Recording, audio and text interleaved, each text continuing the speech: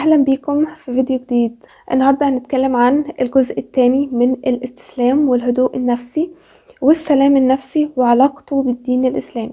اتكلمت معاكم في الفيديو اللي فات عن إن الدين الإسلامي هو أساس ومنبع السلام النفسي. تعالوا نتكلم شوية النهاردة على بعض الأسئلة اللي ليها علاقة بالسلام النفسي وإزاي الأشخاص بينتزعوا منك سلامك النفسي. أول حاجة نبدأ بيها كيفية قبول الواقع. تغذية الفكرة بشعور إيجابي أو حتى شعور سلبي بيحفزنا نعمل واقع إيجابي أو بيحفزنا نعمل واقع سلبي، بيبتدي كله من الدماغ. الفكرة طبعا بتبقى واقع مع الوقت ومع المجهود. كل ما اشتغلنا أكتر كل ما الفكرة طبقت واتنفذت في أرض الواقع، وكل ما اشتغلنا قليل كل ما الفكرة ما بقتش واقع. على حسب الشغل والجهد المبذول من الطاقة ساعتها بس الفكرة تبقى واقع. كيفية الهدوء برضو مع التخلص من الغضب هو عدم تغذية أي شعور سلبي جاي في الدماغ. no reaction. أول ما أحس بشعور تجاه الأشخاص سواء كان شعور غيرة أو شعور غضب، ما اقعدش اغذي الشعور ده بفكرة وفكرة وفكرة ودليل وبرهان وموقف حصل، واقعد ادي لنفسي دلائل كتير واغذي الشعور. ممكن الشعور نتعامل معاه بتقبله فقط ودون تغذيته. لو غذينا الشعور هيزيد، وكمان لو كرهناه هيزيد اكتر. في نقطة مهمة جدا ممكن نتكلم فيها برضو، وكيف ينتزع الاشخاص سلامك النفسي. نقطة مهمة او بوينت مهمة محتاجين نتكلم فيه، كيف ينتزع الاشخاص سلامك النفسي. خلينا متفقين ان كل شخص له تأثير وله طاقة وله تفكير وله اعتقاد.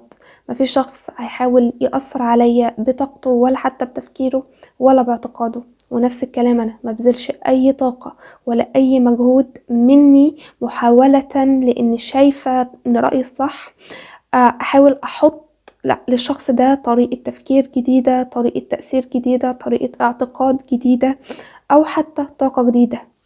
ما ينفعش ابذل طاقة ولا مجهود او اغير تفكير حد. كل شخص له تفكيره، له اعتقاده، له نمط حياته، له كينونة خاصة بيه، مليش دعوة بيها.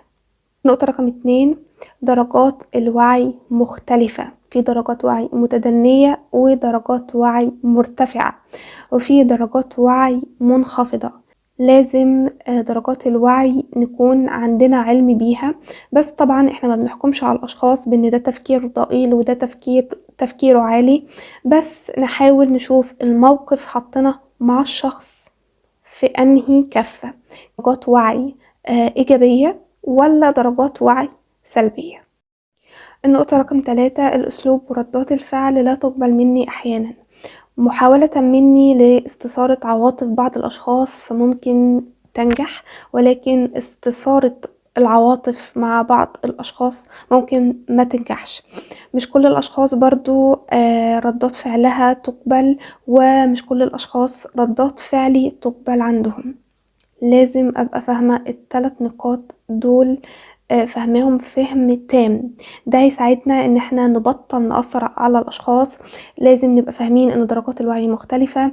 لازم نفهم ان الاسلوب وردات الفعل متحكم فيها وليست متقبلة دائما. ده هيسهل علينا الاستسلام والهدوء والسلام النفسي.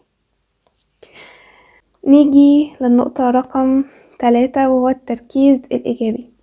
قبول الواقع مهم، وعلى فكرة مفيش واقع من الوقائع اللي احنا فيها وحش، كله بالعكس احنا اللي شايفين الوحش ومركزين عليه، وده نازع منا السلام النفسي.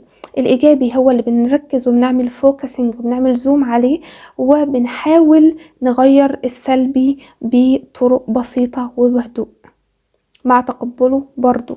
عدم الندم على كل ما فات وكل ما حصل في الماضي، والتركيز على الحاضر.